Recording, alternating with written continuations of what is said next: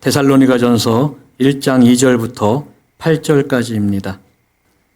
우리가 너희 모두로 말미암아 항상 하나님께 감사하며 기도할 때에 너희를 기억함은 너희의 믿음의 역사와 사랑의 수고와 우리 주 예수 그리스도에 대한 소망의 인내를 우리 하나님 아버지 앞에서 끊임없이 기억함이니 하나님의 사랑하심을 받은 형제들아 너희를 택하심을 아노라. 이는 우리 복음이 너희에게 말로만 이른 것이 아니라 또한 능력과 성령과 큰 확신으로 된 것임이라. 우리가 너희 가운데서 너희를 위하여 어떤 사람이 된 것은 너희가 아는 바와 같으니라. 또 너희는 많은 환난 가운데서 성령의 기쁨으로 말씀을 받아 우리와 주를 본받은 자가 되었으니 그러므로 너희가 마게도냐와 아가야에 있는 모든 믿는 자의 본이 되었느니라. 주의 말씀이 너희에게로부터 마게도냐와 아가야에만 들릴 뿐 아니라 하나님을 향하는 너희 믿음의 소문이 각처에 퍼졌으므로 우리는 아무 말도 할 것이 없노라. 어쩐교회 목회 원칙 7번째, 마지막이 지역사회와 함께입니다. 어쩐교회는 지역교회입니다. 교회는 지역에 뿌리를 내리고 복음을 전해야 합니다. 그래서 교회는 마을 중심이나 마을이 한눈에 내려다보이는 높은 곳에 자리를 잡았습니다. 교회 이름도 그 지역 이름으로 지었습니다. 마을 한가운데 있으면 무슨 중앙교회, 교회가 거기서 더 생기면 서부교회 또 동부교회 이렇게 동서남북 방위로 불렀습니다. 부천시에도 부천이라는 단어를 교회 이름으로 지은 교회가 120교회가 넘더라고요. 비잔틴과 중세를 거친 유럽의 도시들은 중앙 광장 앞에 언제나 교회가 있습니다. 예배당 건물이 그 마을의 상징입니다. 그래서 경쟁하듯 웅장하고 아름답게 예배당을 지었습니다. 교회는 이렇게 세상으로 파고들었습니다. 어떤 환난과 핍박에도 그 마을을 포기하지 않았습니다. 핍박으로 숨어서 예배하면서도 그 마을을 떠나지 않았습니다. 전도하려면 사람 사는 동네에 있어야 하기 때문이죠. 우리나라 불교는 신라와 고려 때 아주 번성했습니다. 그런데 조선은 유교를 건국이념으로 세웠습니다. 반면에 불교 사찰들을 없애거나 통합했습니다. 승려들을 한속시켜서 군역으로 징집했습니다. 숙류 억불 정책으로 불교는 사람들을 피해서 산속으로 숨어들어 무속과 함께 연명했습니다. 지금까지 그래서 대부분의 불교 사찰들이 산에 있습니다. 우리나라 천주교가 초기에 혹독히 박해를 받았습니다. 개신교도 일정 강점기 때 신사참배를 강요받았죠. 유교 전쟁 때에도 박해가 심했습니다. 그런데도 기독교는 지역을 지켰습니다. 세상을 구하기 위해서입니다. 멋진 교회는 2001년도에 상동의 어느 상가 건물 지하에서 시작했습니다. 그리고 개척 2년 만에 중동의 상가 10층으로 이전했죠. 다시 약대동에 예배당을 짓고 두 번째로 이전했습니다. 약대동은 번잡한 도심에서 살짝 벗어난 마을입니다. 땅이 기름져서 각종 산나물과 약초가 많이 나온다고 해서 약대마을이라고 불렀습니다. 또는 낙타가 좋아하는 억새풀이 많이 자생하여서 낙타를 키웠다고 약대라는 이름이 생겼다고 합니다. 그래서인지 저 아이파크 1단지 길 건너에 길다란 작은 공원이 있는데 그 공원 이름이 낙타공원입니다. 하지만 우리나라에 희귀한 낙타를 키웠다니 그거는 근거가 없는 이야기죠. 또는 약수터가 있어서 약대라고 했다는 설도 있습니다. 약대동 옆이 삼정동입니다. 세 개의 우물이라는 뜻이죠. 아마 거기서 약수터가 유래되지 않았나 추측합니다. 다니엘병원 근처에 약수터가 있었다고 해요. 과거 이것을 해골마을로 불렀습니다. 삼국시대 때 이곳이 해씨 집성촌이었다고 합니다.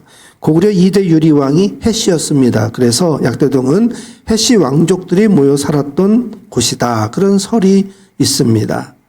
멋진 게 근처가 작은 언덕입니다. 이 근방에 사방을 관측하던 망로가 있었다고 합니다. 지금은 기존 마을에 신주택지와 빌라와 아파트들이 들어섰습니다. 그래서 지역 유대가 많이 사라졌습니다. 이웃 간의 정을 나누던 마을 공동체 모습은 앞으로도 쉽게 회복하기 어려울 것입니다. 교회가 지역사회에 파고들기가 점점 어려운 시대가 되었습니다.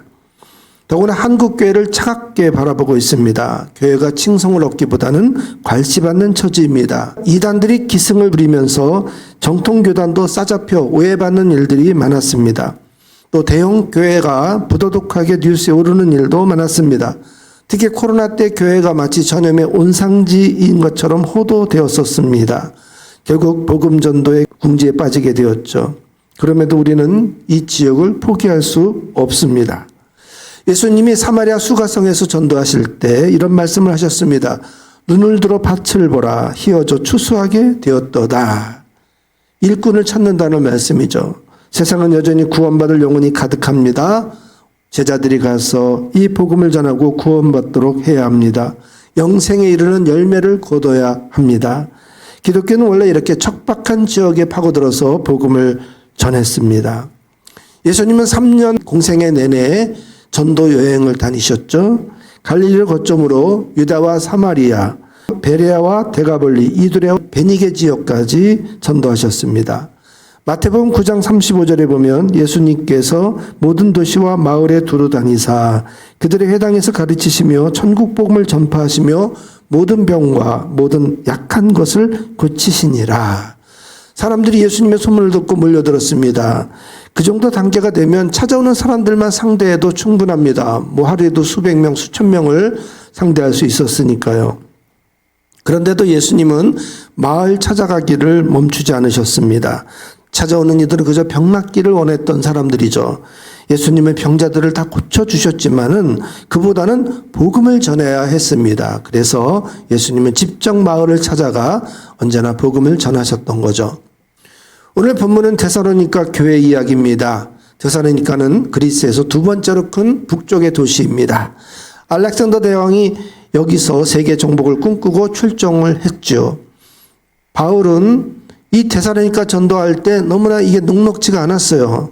바울이 먼저 유대인의 회당을 찾아가서 거기서 성경을 강론했습니다. 그때 경건한 헬라인들의 큰 무리가 예수를 믿게 됐고 바울을 따르게 되었습니다. 하지만 3주 만에 그 강론을 멈춰야 됐어요. 엉뚱하게도 유대인들이 이것을 시기했기 때문이죠. 흥미롭죠? 유대인의 회당에서 성경을 강론했는데 정작 거기는 유대인들은 시기하고 그 지역의 본토인들, 헬라인들은 예수 믿고 은혜 받고 바울을 따랐다는 거예요. 저자의 깡패들을 동원해가지고 소동을 일으켰어요. 그리고 바울을 따르는 몇 사람들을 잡아다가 고소했습니다. 가이사의 명을 어기고 다른 임금 예수를 따르는 이유죠. 천하를 어지럽히는 자들이라고 모함을 했어요. 잡혔던 사람들은 보석금을 내고야 겨우 풀려날 수 있었습니다. 바울은 더 이상 데살로니가에 머물 수가 없었어요. 바울 일행은 밤에 베레아로 피신했습니다. 그 바람에 말씀 강론이 계속 이어지질 못했어요. 하지만 짧게 전해진 이 복음의 위력은 강력했습니다. 성경에 나타난 어떤 교회들보다도 이 데살로니가 교회가 성장했어요. 결국 본이 되는 교회까지 자라났습니다. 7절에 보세요. 마게도냐와 아가야에 있는 모든 믿는 자의 본이 되었다고 했습니다. 아가야는 남쪽 고린도 지역이죠. 데살로니가는 맨 북쪽에 있어요. 8절에 너희 믿음의 소문이 각 처에 퍼졌다.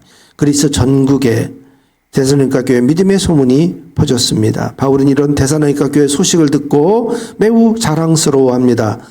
데살로니가 후서 1장 4절을 보면 너희가 견디고 있는 모든 박해와 환난 중에서 너희 인내와 믿음으로 말미암아 하나님의 여러 교회에서 우리가 친히 자랑한다고 했어요. 그러니까 이 박해가 한순간에 끝나고 만 게 아니라 계속 집요하게 해방을 놓고 방해를 했다는 거예요. 그런데도 데살로니가 교회는 이 온갖 방해와 핍박을 견뎌내면서 변변한 지도자도 하나 없는데 스스로 성장한 교회였습니다. 데살로니가 교회는 자랑거리가 많았습니다. 3절에 보면 믿음의 역사, 사랑의 수고, 소망의 인내가 있는 교회입니다. 5절을 보면 복음이 말로만이 아니라 능력과 성령과 큰 확신으로 되었어요. 6절에 보면 많은 환난 가운데서 성령의 기쁨으로 말씀을 받았다고 했습니다. 참으로 경이롭죠. 어떻게 바울에게 3주밖에 전도받지 못했던 교회가 이토록 놀랍고 단단하게 성장할 수 있었을까요? 그 비결은 바로 말씀을 듣는 자세에 있습니다. 5절에 보면 이는 우리 복음이 너희에게 말로만 이룬 것이 아니라 또한 능력과 성령과 큰 확신으로 된 것이라고 했어요. 교인들이 바울의 말씀을 들을 때 믿음으로 받았습니다. 그래서 그 말씀이 능력과 성령과 큰 확신이 될 수 있었던 거죠. 데살로니가전서 2장 13절에도 보면 너희가 하나님의 말씀을 받을 때 사람의 말로 아니하고 하나님의 말씀으로 받았다고 했습니다. 이 말씀이 또한 모든 믿는 자 속에서 역사하느니라 그랬어요. 데살로니가 교회는 믿음으로 말씀을 받았습니다. 그 받은 말씀을 확신했습니다. 설교를 사람의 말로 듣지 않고 하나님이 직접 주시는 말씀으로 여겼습니다. 성령의 기쁨으로 말씀을 받았어요. 그래서 짧은 기간 받은 말씀이어도 그 말씀에는 능력이 나타났어요. 능력, 성령, 확신, 이 세 가지가 바로 데살로니가 교회를 만들었습니다. 그 결과가 6절이에요. 6절에 보세요. 우리와 주를 본받는 자가 되었다고 한 것입니다. 데살로니가 교인들이 바울과 예수님을 본받았다는 거예요. 바울이 어떤 모습을 본받았을까요? 그 이야기를 바로 오늘 본문 다음 장 2장에 바울이 간증하고 있어요. 3주 동안 데살로니가에서 어떤 모습으로 복음을 전했는지를 바울이 이야기하는 거죠. 3절을 보면 바울은 정직했어요. 4절에 보면 사람보다 하나님을 더 기쁘시게 했습니다. 6절에 사람에게 영광을 구하지 않았어요. 7절을 보면 유모처럼 어머니같이 돌봤어요.